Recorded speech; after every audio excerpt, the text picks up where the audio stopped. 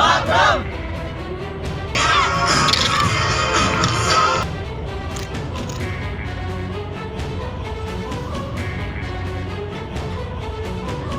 अनुभव, आप देख रहे हैं इंडस न्यूज़ टीवी। साथियों, आज हम सभी भारतवासियों को बहुत ही गर्व का दिन है। आज 26 जनवरी गणतंत्र दिवस का दिन है। आज हम अपना 74वां गणतंत्र दिवस की वर्षगांठ मना रहे हैं, जिस दौरान हमारी टीम अभी इंडस न्यूज़ की टीम पहुंची हुई है इज्जत नगर मंडल के DRM ऑफिस ग्राउंड पर।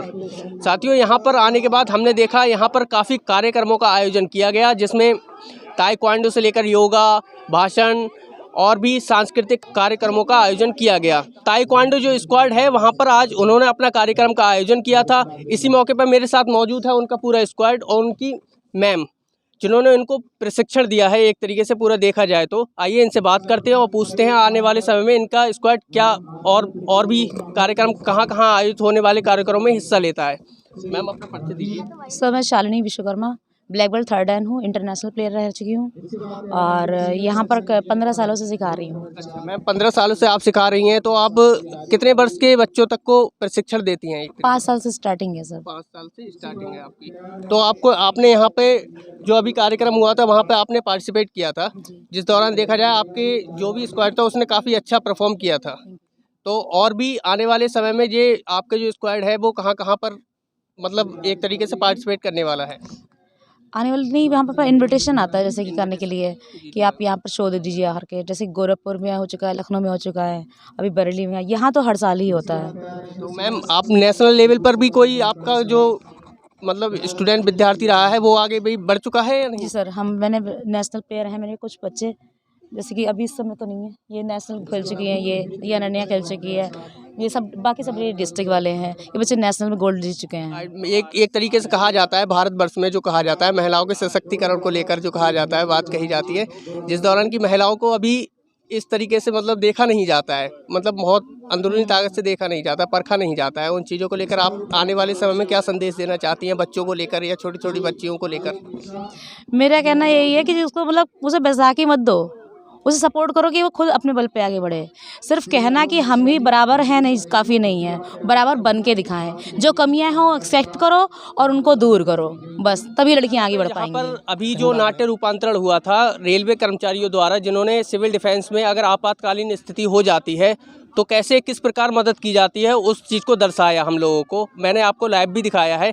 इस दौरान यहाँ के सारे जो मेंबर्स हैं जिन्होंने अभी कैरेक्टर प्ले किए थे, इनसे बात करते हैं और पूछते हैं कि सर किस प्रकार से इनकी यूनिट काम करती है। मैं राकेश कुमार CDI हूँ स्टीम का, और ये मेरे सारे वॉलेंटियर्स हैं, जिसमें कुछ महिलाएं भी हैं और हमारे ये पुरुष भी हैं। जी, अभी जैसे आपने करके दिखाया, जो नाट्य रूपांतरण करके दिखाया, जो क्या ऐसी स्थिति सच में भी असलियत में भी पैदा हो सकती है? देखिए, ऐसी स्थिति कहीं भी हो सकती है, कहीं भी बम फट सकता है। कई दुर्घटनाएं पहले भी हुई हैं। अभी आपने इजराइल का मामला ताज़ा देखा था, जहां पर हमास ने बमबारी करी थी और लोगों को गोलियों से भी ऊपर से भूंजा था। तो ऐसे स्थिति में बम विस्फोट होते हैं। रॉकेट उन्होंने छोड़े थे, तो जब गिरते हैं तो लोग उसमें हताहत भी होते हैं। तो सर आपकी यूनिट किस प्रकार से काम करती है? जैसे अगर कोई हादसा हो गया तो वहाँ पे जो मेंबर्स लोग होते हैं उनकी स्थिति काफ़ी गंभीर हो जाती है, कुछ लोग तो डेथ भी हो जाते हैं, जैसा आपने करके भी दिखाया था। तो आप किस प्रकार से उनकी मदद करते हैं? हम पहले उन मरीजों को देखते हैं। हमें सिविल डिफेंस की ट्रेनिंग होती है, हमें कैसे काम करना है ये हमें बताया जाता है। उसमें हम लोग डेड बॉडी को हम लोग छोड़ देते हैं, क्योंकि डेड बॉडी को बचाया नहीं जा सकता दोबारा से। अगर उसमें कोई मरीज बेहोश है, वो है, उसको CPR की ज़रूरत है तो CPR भी हम लोग देते हैं।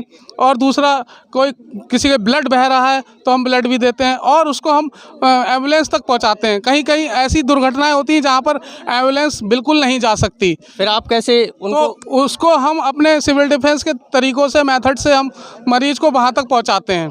जिसमें हमने अभी 1-2-3 जब आपने डेमोस्ट्रेशन देखा था हमारा, उसमें हमने 200 सीट, 300 सीट और 400 सीट के माध्यम से, जिसमें हमारे पास केवल 2 ही आदमी मौजूद हैं और कोई हमारे पास नहीं है, तो ऐसी परिस्थिति में हमने मरीज को एम्बुलेंस तक पहुंचाया। और दूसरा, हमारे पास कोई स्ट्रेचर नहीं है, तो हमने रस्सी के माध्यम से स्ट्रेचर बनाया। अब हमारे पास ब्लैंकेट है तो हमने ब्लैंकेट के माध्यम से हमने स्ट्रेचर बना के मरीज को वहाँ तक पहुँचाया और प्राथमिक उपचार दिलवाया। तो सर, रेलवे की इकाई के द्वारा आपको कभी कोई नॉमिनेशन ऐसा है या नॉमिनेट किया गया है या आपके सामने कोई हादसा ऐसा हुआ है जिसको आप बता सकें? हाँ, एक बार हमारा हादसा, वैसे तो हमारे रेलवे में बहुत सारी मॉक ड्रिल होती हैं, कभी ऐसा बम नहीं फटा ऐसे एरियो में, लेकिन हाँ रेल दुर्घटनाएं होती हैं। हम लोग अगर बाहर दुर्घटनाएं होती हैं तो हमारी सिविल डिफेंस की टीम तैयार रहती है और हमें बाहर भी जाना पड़ता है। जैसे बाहर, जैसे जो अभी जो बालासेर जो हादसा हुआ था, रेल हादसा, वो तो काफ़ी बड़ा हादसा था, उसके बारे में और भी जैसे काफ़ी लोग मर भी गए थे वहाँ पर और देखा जाता है काफ़ी लोग घायल भी हुए थे। सरकार ने इसकी जिम्मेदारी मतलब रेलवे कर्मचारियों को ही जिम्मेदार बताया था उनकी लापरवाही को लेकर। इस तरीके से इस घटना को आप किस नज़रिए से देखते हैं? देखिए, वो क्षेत्र हमारी रेल से बाहर था। हम एनी रेलवे में सर, डिफेंस तो वहाँ पर भी काम करता होगा, पहुँचा तो डिफेंस काम करती है, सिविल डिफेंस की टीम आएगी, उसमें एनडीआरएफ भी आता है, सिविल डिफेंस भी आती है और एआरएमई एआरटी वगैरह की टीमें भी आती हैं और दूसरी सिविल की भी टीमें आती हैं। सिविल के डॉक्टर्स आते हैं, सिविल की एम्बुलेंस आती हैं, वो सब का रोल रहता है। अभी जो सदस्य थे हमारे साथ में, पूरा स्क्वाड था, उन्होंने हमें बताया, उन्होंने हमें सिविल डिफेंस के बारे में सही तौर से बताया कि किस प्रकार से इनकी यूनिट काम करती है। अगर कोई घायल व्यक्ति हो जाता है उसे किस प्रकार से एम्बुलेंस में पहुंचाना है और जो कोई डेड बॉडी हो जाती है उससे किस तरीके से परिचित को उसे मिलाना है। इसी के कारण इन्हें सिविल डिफेंस बोला जाता है। काफ़ी अच्छा कार्य है इन लोगों का। जो रेलवे दुर्घटनाएं काफ़ी दूर दूर में हो जाती हैं, जहां लोग पहुंच भी नहीं पाते, सदस्य लोग पहुंच भी नहीं पाते, उनका यूनिट इस प्रकार से काम करता है। It's a way of life, it's very character building. हमारा हमेशा से मानना रहा है कि जिस टाइप का डिसिप्लिन, जिस टाइप की ऑर्गेनाइजेशनल स्किल्स स्काउट्स और गाइड्स की जो मूवमेंट है वो बच्चों में जागृत करती है, उनको निखारती है, वो इनकम्पैरेबल है। और जैसा अभी बताया गया कि रेलवे के जितने कार्यक्रम होते हैं उसमें स्काउट्स और गाइड्स, उनके बिना ये संपन्न ही नहीं हो सकता है। कई हमने उनके नुक्कड़ नाटक देखे हैं, बाकी जगह भी जहाँ जब जब ज़रूरत पड़ी है स्काउट्स और गाइड्स वहाँ हमें खड़े मिले हैं। और इस सब के लिए रेल परिवार की तरफ से आप सबका साधुवाद, धन्यवाद। आप लोगों से क्योंकि जैसा हमने कहा कि बड़ा कैरेक्टर बिल्डिंग ये मूवमेंट रहता है। अगर आम बच्चे की समझदारी देखी जाए और एक स्काउट या गाइड या रेंजर या रोवर या कब या बुलबुल को देखा जाए तो आपको फर्क भी नज़र आता है, बट एक जिम्मेवारी भी होती है। जो अब बच्चे बड़े हैं, जो हमारे स्काउट्स और गाइड्स हैं, उनसे एक मेरा आग्रह इस अवसर पे रहेगा कि हम देख रहे हैं कि अधिकाधिक बच्चे मैदान की जगह कमरे में बैठ के मोबाइल पे, सोशल मीडिया पे, इंस्टा पे, स्नैपचैट या आप नए आ गए, हम लोगों को तो पता भी नहीं क्या क्या है, इन सब चीज़ों से थोड़ा सा निकलवाएं। ये जिम्मेदारी आप लोग बहुत अच्छे से निभा सकते हो, मुझे इसमें कोई संशय ही नहीं है। अपने घर से शुरू करके बाहर की तरफ निकालें। इतना बढ़िया आप लोगों ने प्रोग्राम किया है और ये घर में बैठ के नहीं हो सकता, हमें ये पता है ये मैदान में ही हो सकता है, इसको निकाला जाए। और एक और आप लोगों से निवेदन है, बिकॉज आप सारे यंगस्टर्स हो और आप लोगों को पता रहता है नब्ज़ क्या है। कई बार आपके साथी जो बच्चे हैं, आपके फ्रेंड्स हैं या आपसे छोटे जो बच्चे हैं, हम देखते हैं वो बड़े गुमसुम हो जाते हैं या माने कुछ एबनॉर्मल आ जाता है, रिजर्व्ड हो जाते हैं। ये क्राई फॉर हेल्प रहती है, क्योंकि आजकल बच्चे माँ बाप से उतने तारुफ नहीं रखते हैं, ज़्यादातर अपने सोशल मीडिया, अदरवाइज ऑल्सो अपने फ्रेंड्स के साथ ही।